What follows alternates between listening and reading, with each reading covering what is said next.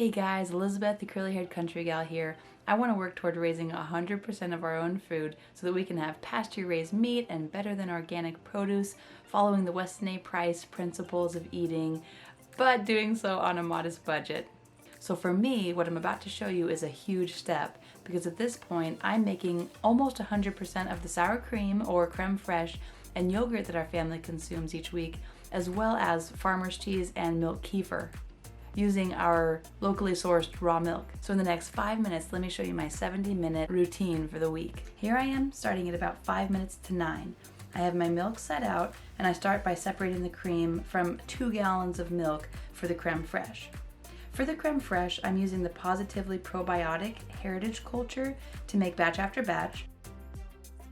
Here I was able to get 5 cups of cream, so I'm using 5 tablespoons of crème fraîche from the last batch to start this week's batch.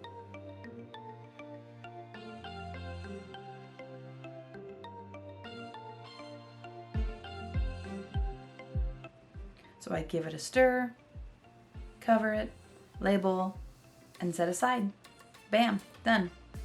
This has been taking about 48 hours to thicken in our somewhat cool house. Next up, the yogurt.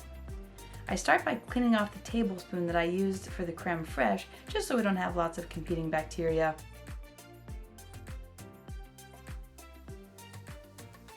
So I put 8 tablespoons of yogurt in from last week into my 8 cups of milk, replacing the cream that I removed with more milk. Stir, cover, label, set aside, done. Bam. Next, for the milk kefir. I use about half a cup of milk kefir each day and normally do a 48-hour ferment. So every day I put 1 cup of milk in with the grains, cover, and set aside, and then when it's complete I use half of it that day and half of it the next day, keeping the remaining half cup in the fridge. On to the farmer's cheese.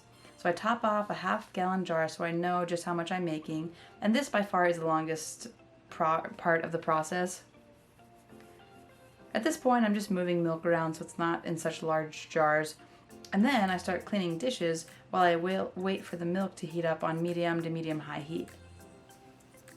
I don't try to keep the heat below a certain temperature to preserve the good bacteria with the farmer's cheese, but in the future, probably a few years down the road, I'm hoping that, Lord willing, we'll have our own cow, and with a surplus of milk, I can make my own raw milk cheese. In the meantime, I also set aside the supplies for the farmer's cheese. So half a gallon of milk will need 1/6 of a cup of apple cider vinegar or some kind of vinegar. It's 1/3 of a cup for a gallon. I plan to strain it in my usual manner using a white t-shirt, but it happened that I found my nut milk bag. Finally, it's been missing forever. So I was glad to use that instead. So I strain the cheese from the whey and let it cool, and then added half a tablespoon or maybe a little less of sea salt and some Italian seasoning, and then cut it all together. I immediately soaked the pan, and I actually scrubbed it right away because it's a bear to scrub off if it sits for any length of time, so keep that in mind. What I'm left with is a beautiful pot of whey, to which I add 4 cups of oats to soak overnight for oatmeal for the next day. So with just a few dishes left in the sink, I'm right at 70 minutes or 5 past 10 when I finish making my lot of dairy for the week.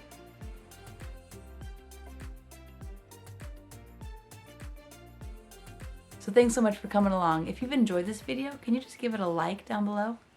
Thanks.